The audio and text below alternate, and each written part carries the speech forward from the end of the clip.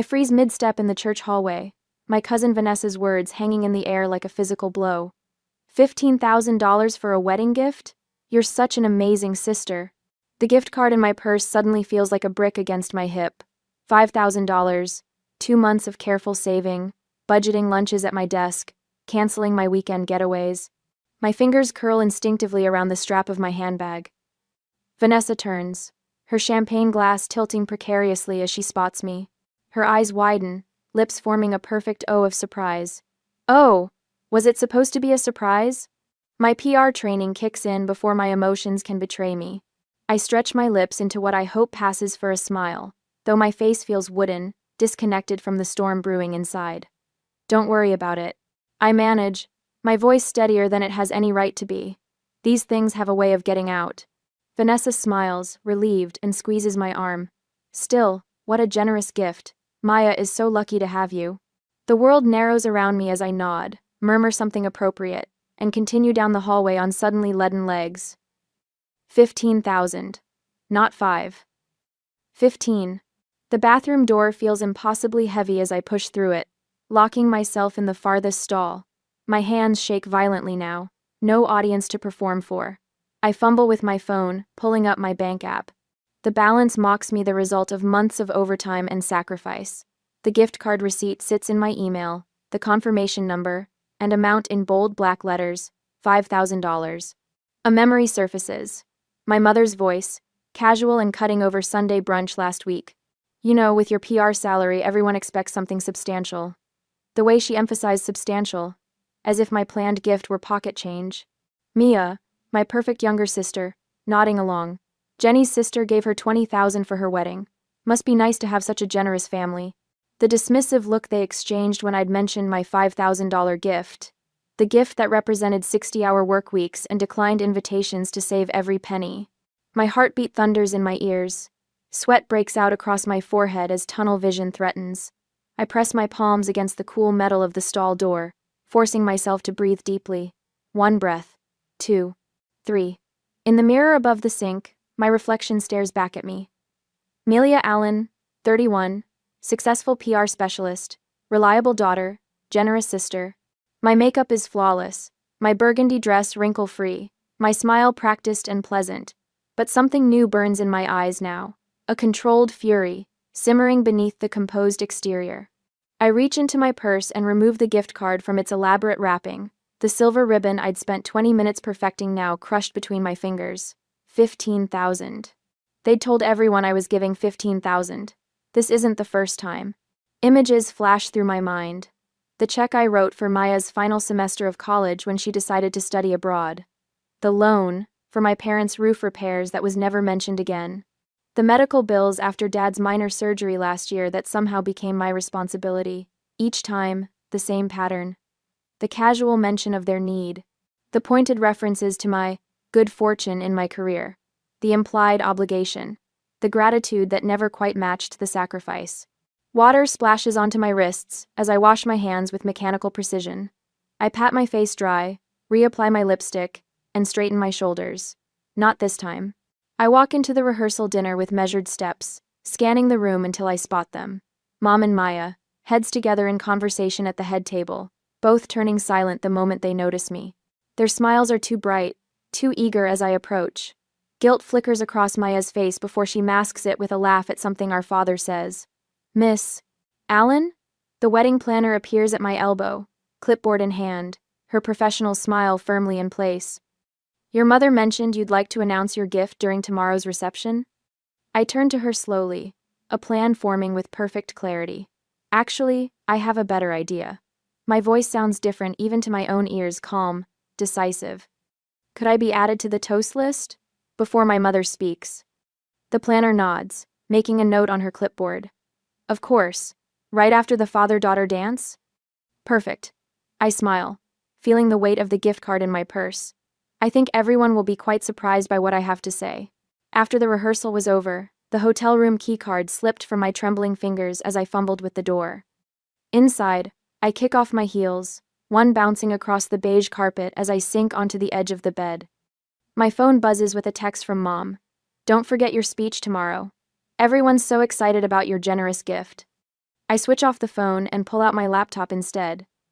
The spreadsheet glows in the dim hotel lighting, each entry a precise record of my silent generosity, a digital paper trail of manipulation. My finger traces down the screen, each row a memory. $4,700. Dad's medical bills after his knee surgery. $7,200. Mom and Dad's roof repair last winter. $11,340.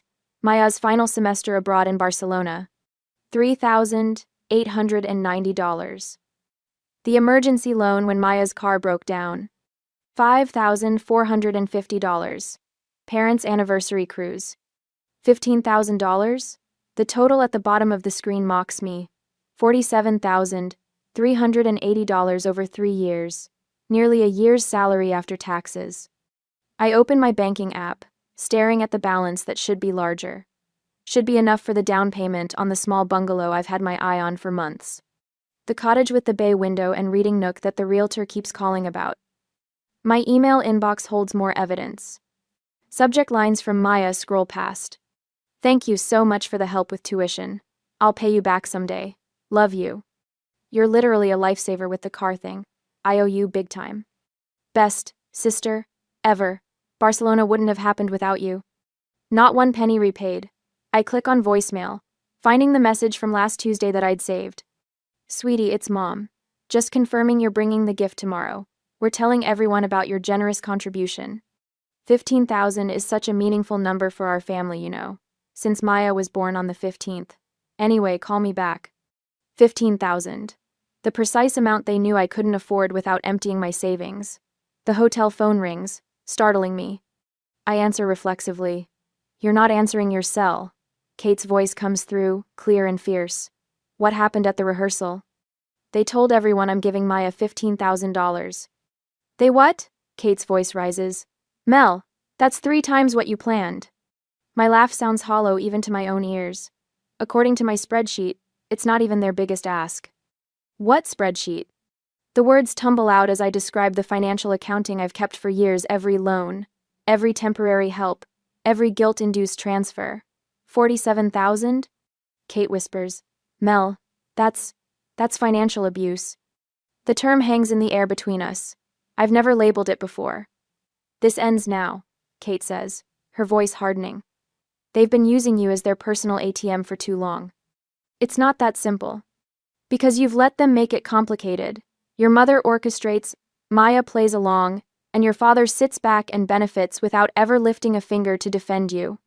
Her words land with physical force, the trio of betrayers named so plainly. If I don't give what they've promised, I'll look like the villain. I say, only to people who don't matter, Kate counters. This is your chance to break the pattern, Mel, once and for all. After we hang up, I sit motionless, Kate's words echoing. My phone buzzes again, a late-night call from Mom. Melia, darling, just checking in. Your father and I told the photographer to capture your special moment tomorrow. Everyone's so excited about your generosity. Mom, I never agreed to $15,000, I say quietly. A pause. Well, that's what we've told everyone. It would be embarrassing to go back now. Her voice sharpens. You know how these things go. Perception is reality. The PR phrase my profession's mantra used against me. I need to go, Mom, it's late. I hang up before she can respond. Then notice my social media notifications blinking. 3 new tags. Cousin Vanessa's post appears first. So proud of my cousin Amelia Allen for her incredible $15 wedding gift. Family goals. Best sister ever. 23 likes already. My stomach knots. The trap is complete. Back out now and I'll look cheap. Ungrateful. Selfish. The narrative already written against me. I pull out the hotel stationery and begin drafting. Cross out. Redraft. The words need to be perfect. Not angry, not bitter, just honest. I call the DJ directly, confirming my place in the toast lineup. Next, I retrieve the thick leather photo album from my suitcase. I spent weeks collecting these pictures, Mia and me building sandcastles at Cape Cod, making snow angels in the backyard, hiking with Dad at the Grand Canyon. Real memories, not monetary value. Inside the cover, I write, money disappears, furniture breaks, but these memories are our true inheritance. I run my finger over the inscription, then close the album firmly. For the first time in years, I feel something unfamiliar settle over me. Not anxiety about disappointing them. Not resentment over their manipulation. Something cleaner, sharper. Clarity. I place the photo album on the nightstand and turn off the light. Tomorrow, I'll give a gift worth more than $15,000. The truth. Next morning, I balance a mimosa in one hand and force a smile as Aunt Carol leans in close, a perfume cloud engulfing me. Such a generous sister. She whispers, patting my arm. 15,000. When my daughter got married, her brother gave her a blender. The mimosa turns sour in my mouth. I've endured a morning of this relatives approaching with knowing smiles, congratulating me on a gift I never promised. Each comment drops like a stone in my stomach, building a wall of resentment I can barely contain behind my practiced PR smile. Across the breakfast table, Mom catches my eye and raises her glass in silent approval. Next to her, Maya laughs at something her maid of honor says, both of them stealing glances my way. The maid of honor corners me by the breakfast buffet minutes later. I heard about your amazing gift. She gushes, loading her plate with cantaloupe. You're setting such a high bar for the rest of us. I could barely afford the bachelorette weekend. I nod, reaching for a strawberry to give my hands something to do. Family is important. The words taste hollow, rehearsed. How many times have I repeated that phrase while writing checks? How many vacations canceled, promotions celebrated alone in my apartment because the money went to someone else's needs? At the hair salon, Mom holds court among the bridesmaids, her voice carrying across the room. My Melina always comes through for family. Always. The stylist twists my hair too tight, making my eyes water. Or maybe it's the weight of expectations crushing me from all sides. The wedding planner appears at my elbow as the stylist finishes, slipping me a folded note. From your mother, she whispers before disappearing into the controlled chaos of pre-wedding preparations. I unfold it with trembling fingers. Your announcement right after father-daughter dance. Perfect timing for maximum impact. My lungs constrict. She's choreographed this entire performance, my role reduced to opening my wallet on cue. I crumple the note in my fist, feeling something crack inside me. Not my resolve. My silence.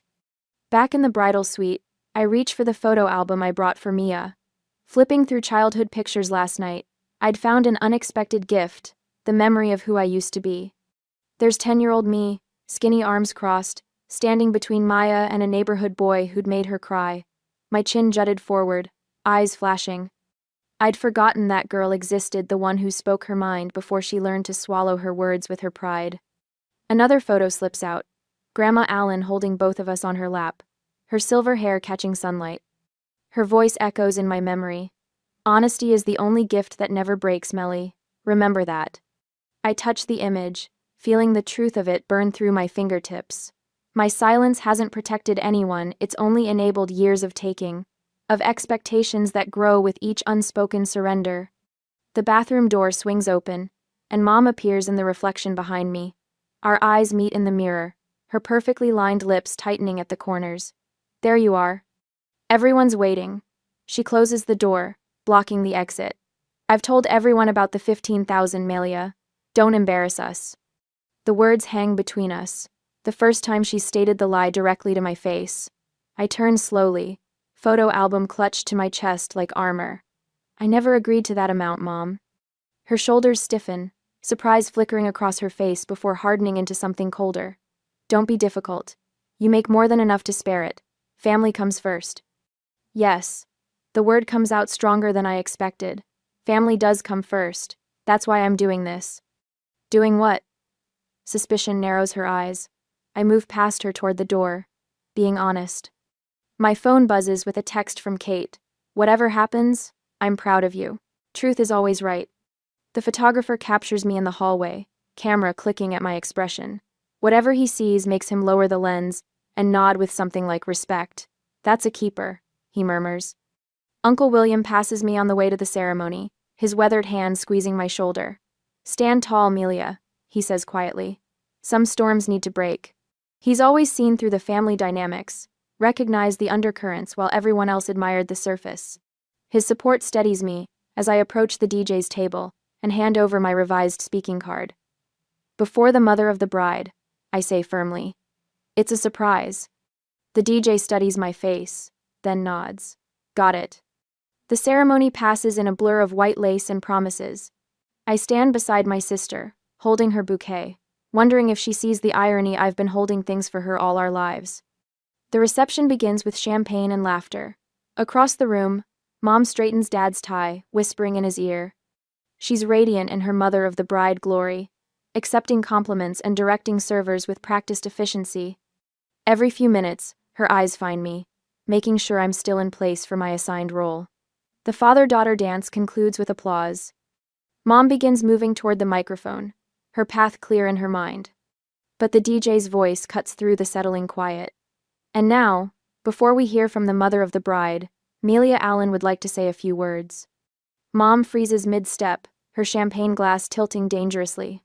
Her head swivels toward me, eyes widening with alarm. I rise from my seat, legs steady beneath me. The room falls silent as I approach the microphone, feeling the weight of expectation and confusion ripple through the crowd. My heartbeat drums in my ears, but my hands remain still, no longer trembling. For the first time in years, I recognize myself not the agreeable daughter, not the reliable ATM, but the girl in that photograph who knew how to stand her ground. I take the microphone, meet my mother's stunned gaze across the room, and smile, not the practiced PR smile, but something real and unflinching. Behind Mom, Dad shifts uncomfortably in his seat. Maya's fingers twist in her lap, her new wedding ring catching the light. But I keep speaking, the words flowing now, unstoppable as truth always is once it finds its voice. The wedding reception buzzes with energy, crystal glasses clinking, silverware tapping against china plates, the low murmur of conversation hanging in the air like perfume. David's arm remains wrapped around Maya's waist, both of them watching me with expectant smiles that don't quite reach their eyes. I've thought a lot about my gift to my sister today.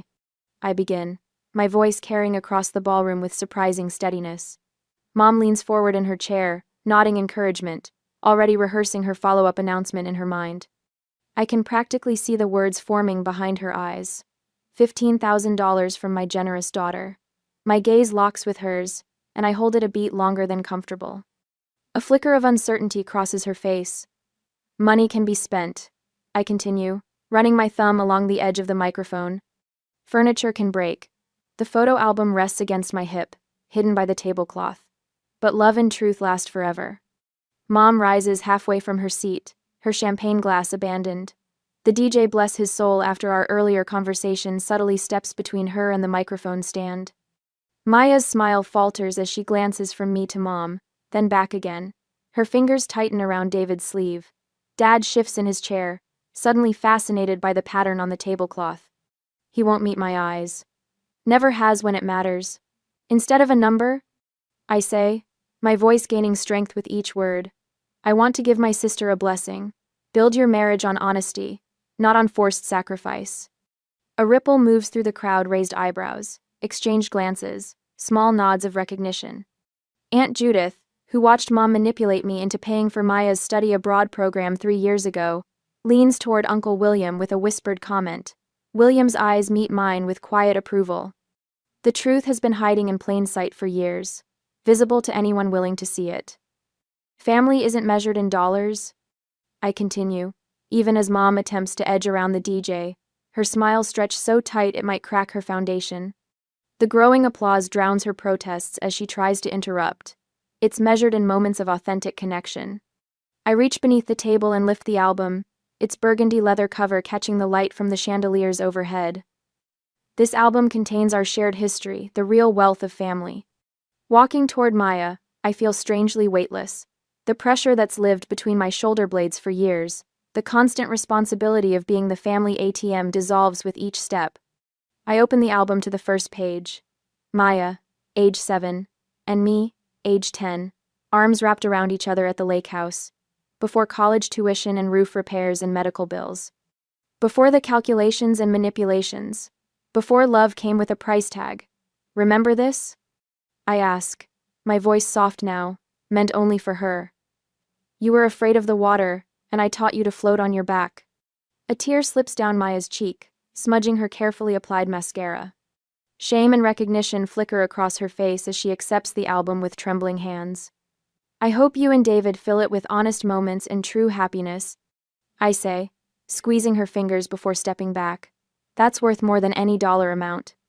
The photographer captures the moment, Mia's tear-streaked face, the album clutched against her sequined bodice, my straight-backed posture as I return to my seat.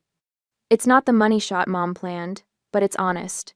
Applause swells around us, louder than I expected. Uncle William is the first to stand, followed by Kate at the back table, then Aunt Judith, and soon half the room.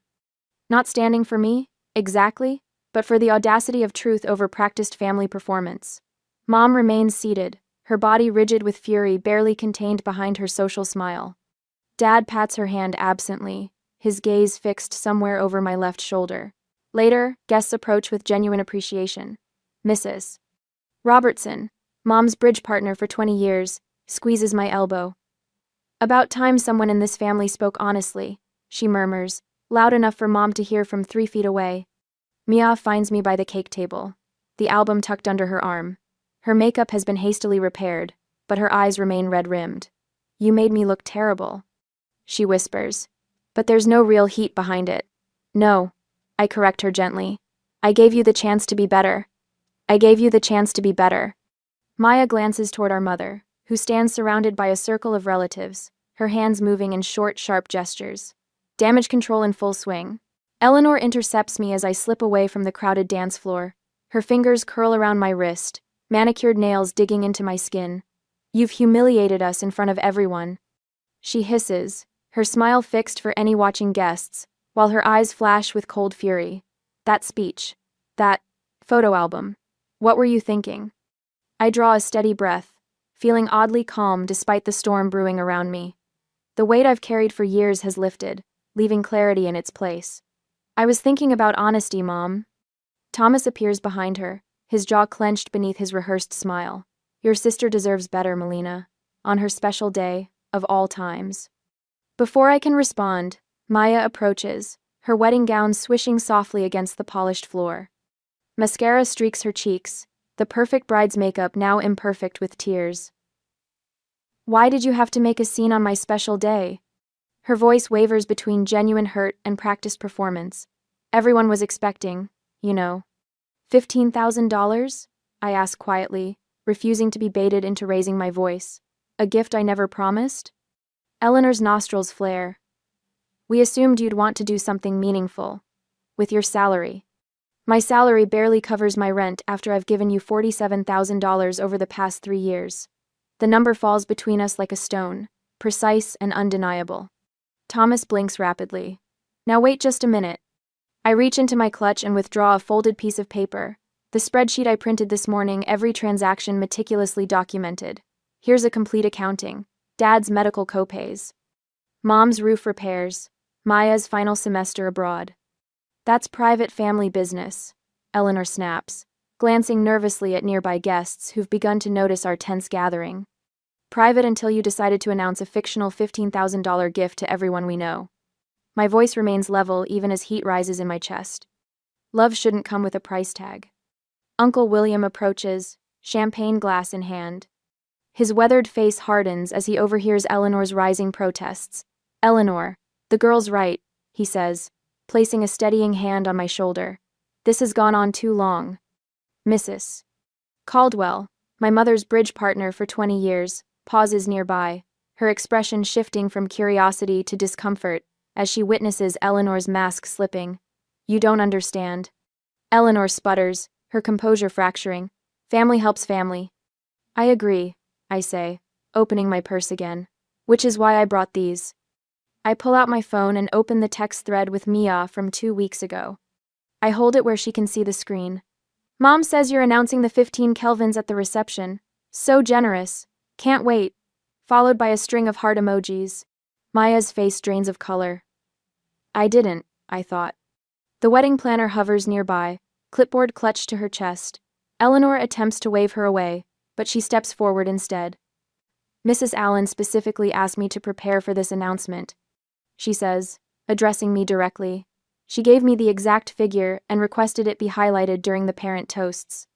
I was just trying to make your sister's day special. Eleanor's voice rises, drawing more attention. At my expense, again. The words taste different now, not bitter, but truthful, necessary. Maya stares at the phone, then at the photo album I'd given her earlier. She opens it slowly, fingers tracing over childhood photos. Melia, age 10, standing protectively beside 7-year-old Mia on the first day of school. Teenage Melia helping Maya with science fair projects while their parents beamed for the camera. Her eyes lift to Eleanor, something new dawning in them, understanding, perhaps. Or recognition of a pattern she'd benefited from without questioning. Mom? The single word carries weight, a question loaded with decades of unexamined family dynamics. Eleanor's carefully constructed facade crumbles completely. Her shoulders stiffen as she grabs her evening bag from a nearby chair. I won't stand here and be accused by my own daughter, she announces to anyone listening. Not today of all days. She storms toward the exit, heels clicking sharply against marble.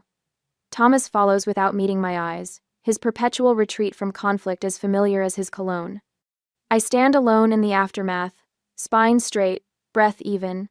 Conversations resume around me in hushed tones. The DJ announces the next dance.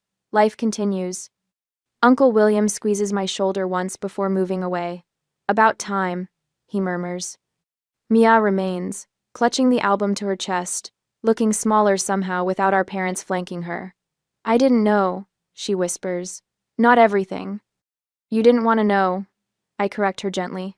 There's a difference. She nods slowly, a flicker of something authentic crossing her face. What happens now?